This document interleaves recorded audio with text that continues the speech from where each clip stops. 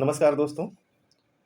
आज जो 23 अगस्त 2024 पाली में जो परीक्षा हुई है उसका प्रश्न पत्र है और इसमें हम लोग हिंदी के प्रश्नों को हल करेंगे। तो आइए देखते हैं। प्रश्न संख्या 114 से 118 गद्यांश प्रश्न है जो सुभद्रा कुमारी चौहान की प्रसिद्ध कविता झांसी की रानी से लिया गया है। तो हम लोगों ने बचपन से ये कविताएं पढ़ते आ रहे हैं, जिसमें लक्ष्मी या दुर्गा थी, वह स्वयं वीरता की अवतार थी। तो खूब लड़ी मर्दानी वह तो झांसी वाली रानी बचपन से पढ़ते हैं, तो उसी पद्य से ये कविता दी गई है। तो पहला प्रश्न है, कवियत्री की अधिकांश रचनाएं। क्वेश्चन संख्या 114, कवियत्री की अधिकांश रचनाएं किस अधिकांश रचनाएं हैं? तो ऑप्शन ए है, देख रहे हैं जो ABCD, तो यहाँ आपका ऑप्शन सी देशभक्तिपूर्ण रचना है। खूब लड़ी क्वेश्चन संख्या 115, खूब लड़ी मर्दानी वह तो झांसी वाली रानी थी। यहाँ मर्दानी शब्द का अर्थ बताना है, तो यहाँ आपका ऑप्शन ए वीरांगना होगा। आंगना माने होता है स्त्री, और वीर जो से वीरांगना, मतलब यहाँ संधि और वीर और अंगना का संधि हुआ है, तो इससे वीरांगना बना हुआ है, तो ऑप्शन ए होगा। फिर उसी सब एक प्रश्न संख्या 116, उक्त पद्यांश का सही शीर्षक हो सकता है, तो सही शीर्षक क्या होगा? ऑप्शन ए झांसी की रानी। फिर कह रहा है 117 में आइए, इस कविता की कवित्री का नाम क्या है? तो यहाँ ऑप्शन बी सुभद्रा कुमारी चौहान होगा। फिर अगला क्वेश्चन है, इस कविता में प्रयोग किया गया क्या रस पूछ रहा है? रस, तो यह वीर रस से प्रभावित कविता है।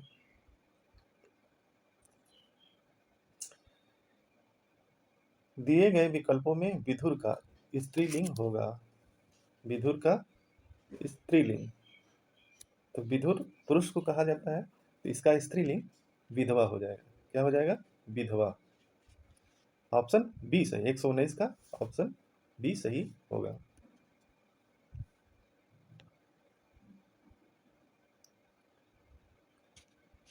क्वेश्चन संख्या 120, तुम कब आओगे, इस वाक्य में उचित विराम चिन्ह पूछ रहा है। क्या पूछ रहा है? उचित विराम चिन्ह। तो विराम चिन्ह आपका उचित विराम चिन्ह का प्रयोग पूछ रहा है। कब क्या हुआ? प्रश्नवाचक हो गया, तो यहाँ ऑप्शन बी जो है सही होगा, प्रश्नवाचक चिन्ह।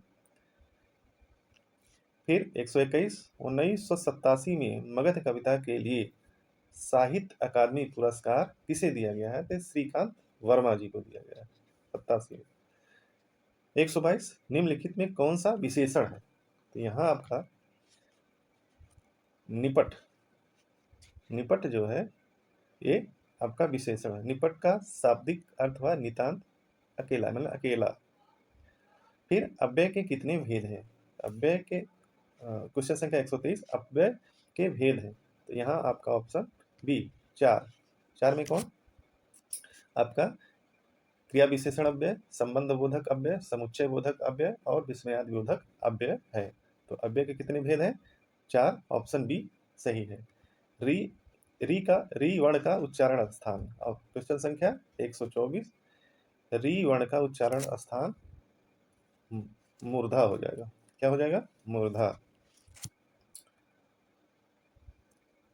फिर आपका क्वेश्चन संख्या 125, क्वेश्चन 25 जो है कह रहा है कि 125, काव्य की शोभा बढ़ाने वाले धर्मों को अलंकार कहते हैं। यहाँ परिभाषा भी दिया है, काव्य की शोभा बढ़ाने वाले धर्मों को अलंकार कहते हैं। इस उक्त में प्रयुक्त धर्म शब्द का अर्थ बताना है, तो यहाँ ऑप्शन बी गुण होगा। तो काव्य की शोभा, इसका शाब्दिक अर्थ होगा ऑप्शन बी गुण, और काव्य में तो। फिर अगला प्रश्न है 126, कानन का पर्यायवाची शब्द है। कानन का पर्यायवाची शब्द है, तो यहाँ ऑप्शन ए है वन, ऑप्शन बी है विहीप, ऑप्शन सी है पुष्प और ऑप्शन डी है अरण्य। तो यहाँ दोनों ऑप्शन है, कानन का पर्यायवाची वन और अरण्य दोनों होता है, यानी कानन का पर्यायवाची वन, जंगल, अरण्य होता है। और यहाँ विहिप के जगह अगर विपिन दिया होता तो ये भी जंगल का पर्यायवाची शब्द होता और ऑप्शन सी सही होता, ऑप्शन सी सही होता। लेकिन यह अब मुझे लगता है यह क्वेश्चन आपका निकाला जाए, सभी को अंक समान दिया जाएगा। यह आपका क्वेश्चन कैंसिल करेंगे या तो सभी परीक्षार्थियों को एक इसका जो नंबर होगा दिया जाएगा।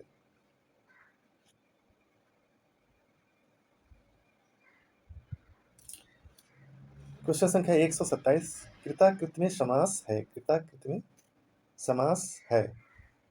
127 कृताकृत में समास है, तो यहाँ आपका कृताकृत में समास कर्मधारय होगा। कौन सा समास होगा? कर्मधारय। फिर 128 निम्नलिखित में से किस वाक्य में कर्तृवाच्य का प्रयोग हुआ है? तो वाच्य 3 होते हैं, कर्तृवाच्य, कर्मवाच्य और भाववाच्य। तो यहाँ कर्तृवाच्य कर्ता प्रमुख होना चाहिए, तो यहाँ मोहन पुस्तक पढ़ रहा है। मजदूर से दर्द, तो यहाँ नहीं होगा क्योंकि से लगा होगा। और आज नागरिक को द्वारा, यहाँ भी नहीं होगा। और द्वारा, यहाँ सब करण बी में केवल है, मोहन पुस्तक पढ़ रहा है। यहाँ मोहन ऑप्शन डी कर्ता कारक है, यानी यहाँ कर्तृवाच्य होगा। अगला प्रश्न 129, निम्नलिखित में से पुल्लिंग शब्द है। तो पुल्लिंग शब्द चाहत हो रही है, रंगत आ रही है, मेहनत की जा रही है और आहार जो है लिया जा रहा है। तो वाक्य प्रयोग करके आप स्त्री लिंग और पुल्लिंग को आप छांट सकते हैं केवल वाक्य प्रयोग के माध्यम से। फिर 130 क्वेश्चन है, 130 क्वेश्चन है, माघ फागुन में पड़ने वाले ऋतु के लिए एक शब्द। तो यहाँ देखिए ऑप्शन ए है शिशिर, शिरोधार, सुग्रीव और ग्रीष्म। शिरोधार और सुग्रीव होगा नहीं, और माघ फागुन में तो सर्दी पड़ती है, इसलिए ऑप्शन डी नहीं होगा, ऑप्शन ए शिशिर होगा। 131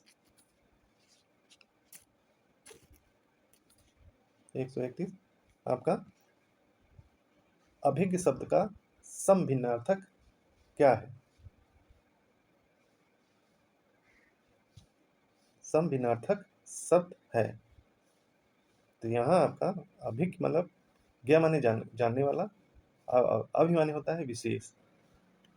तो यहाँ आपका अभिज्ञ माने का शाब्दिक समभिन्नार्थक अर्थ जानकार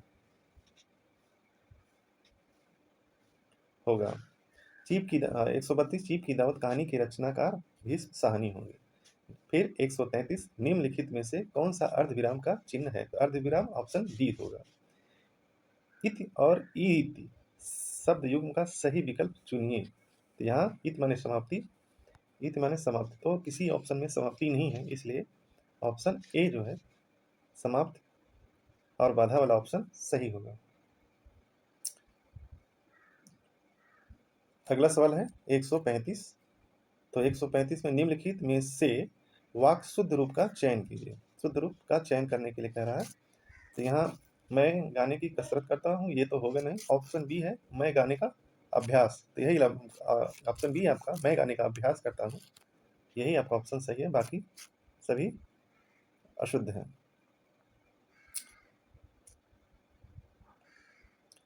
फिर आपका 136 अभय उभय शब्द युग्म का सही अर्थ पूछ रहा है। तो अब अभय उभय, तो उभय मतलब दोनों, अभय माने निर्भय, तो यहाँ आपका ऑप्शन ये सही है। अंधेर 137 अंधेर नगरी का अर्थ, यहाँ देखिए अंधेर नगरी भारतेंद्र हरिश्चंद्र की रचना है, तो यहाँ अन्याय की राह, ऑप्शन इसका शाब्दिक अर्थ होगा अन्याय की जगह या राह, कह लीजिए इसका शाब्दिक अर्थ। फिर अगला प्रश्न है 138 कांति और क्लांति शब्द युग्म का सही अर्थ। तो सही अर्थ इसका होगा अब 138 का कांति माने होता है चमक, और चमक कई दो ऑप्शन में है, लेकिन यहाँ सही क्रम ऑप्शन बी होगा, और डी जो है उलटफेर है, इसलिए ऑप्शन सी कांति माने चमक और क्लांति माने थकावट होता है। 139 अधिव्याधि शब्द युग में अधि का अर्थ निम्नलिखित में से क्या है? अधि का अर्थ पूछ रहा है। अधि का जो है यहाँ ऑप्शन ए मानसिक कष्ट होगा।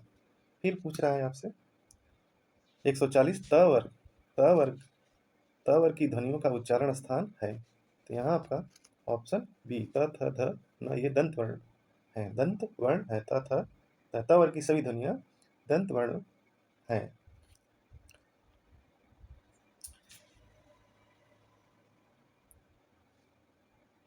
141 वह लाचार है क्योंकि वह अंधा है। इस वाक्य में अव्यय पूछ रहा है।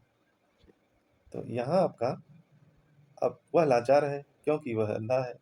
तो जो यहाँ लाचार होने का कारण अंधापन है। क्या है? अंधापन है। यह कारणवाचक होगा। क्या होगा? कारणवाचक होगा। ऑप्शन डी जो है सही होगा। फिर अगला प्रश्न है 142 बिन पग चले सुने बिन काना कर बिन करे विधि नाना। यहाँ प्रयुक्त इन पंक्तियों में प्रयुक्त अलंकार पूछा, तो यहाँ विभावना अलंकार होगा। फिर 143 निम्नलिखित में से किस क्षेत्र में विशेष योगदान के लिए ज्ञानपीठ पुरस्कार प्रदान किया जाता है? तो ज्ञानपीठ पुरस्कार साहित्य के क्षेत्र में दिया जाता है। फिर 144 दवाई शब्द का बहुवचन रूप वाला विकल्प पहचानिए। तो यहाँ ऑप्शन बी दवाइयाँ होगा। अगला प्रश्न है वर्ण 145 वर्णमाला किसे कहते हैं? तो वर्णों के व्यवस्थित समूह को वर्णमाला कहा जाता है। ऑप्शन सी व्यवस्थित समूह को वर्णों के व्यवस्थित समूह को वर्णमाला कहते हैं। 146 अंगारे बरसना मुहावरे का सही अर्थ क्या है? तो यहाँ अंगारा बरसना का शाब्दिक अर्थ होगा कड़ी धूप होना। 147 घर का रहस्य जानने वाला बड़ा घातक होता है। अर्थ की बोधक लोकोक्ति है। लोकोक्ति पूछ रहा है। तो घर का भेदी लंका ढावे कहावत कही गई है। तो यहाँ ऑप्शन बी घर की भेदी लंका ढावे इसका लोकोक्ति अर्थ होगा। इसका मतलब लोकोक्ति ऑप्शन बी घर का भेदी लंका ढावे।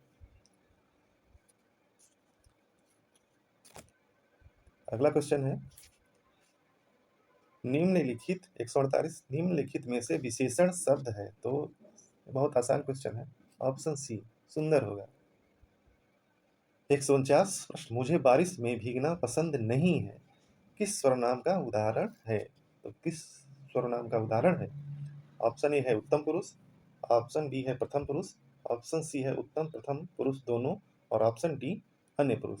तो यहाँ मुझे जो है मैं और मुझे यह उत्तम पुरुष का जो है सर्वनाम है। उत्तम पुरुष सर्वनाम है क्योंकि मैं से ही मुझे बना हुआ है सर्वनाम। यहाँ देखिए ऑप्शन सी भी दिया हुआ है लेकिन उत्तम और प्रथम पुरुष दोनों दिया, लेकिन ऑप्शन ए जो है उत्तम पुरुष काफी करीब है, इसलिए ऑप्शन ए सही होगा। वैसे कहने के लिए उत्तम पुरुष और प्रथम पुरुष का उत्तम पुरुष है मुझे सर्वनाम, लेकिन उत्तम पुरुष ज्यादा नजदीक है, ज्यादा करीब है आंसर के लिए, इसलिए ऑप्शन ए सही होगा। फिर आपका अंतिम क्वेश्चन है 150 निर्वासित में कौन सा प्रत्यय है? तो निर्वासित में आपका यहाँ ऑप्शन ए इत प्रत्यय लगाया गया। तो यह प्रश्नों की जो आप लोगों का आज सेकंड शिफ्ट में हिंदी का जो प्रश्न था पूछा गया था वो हमने हल करने का प्रयास किया है, और कोई त्रुटि हो गया है तो ऐसे मैं कोशिश किया हूँ कहीं कोई त्रुटि ना हो। अगर किसी प्रकार कोई गलती हो गई है तो हम लोग आगे इसको सुधार कर लेंगे। और वीडियो पसंद आया हो इसको शेयर कीजिए, सब्सक्राइब कीजिए, लाइक कीजिए और दोस्तों तक अपना ये शेयर वीडियो जो कीजिए। वीडियो देखने के लिए धन्यवाद।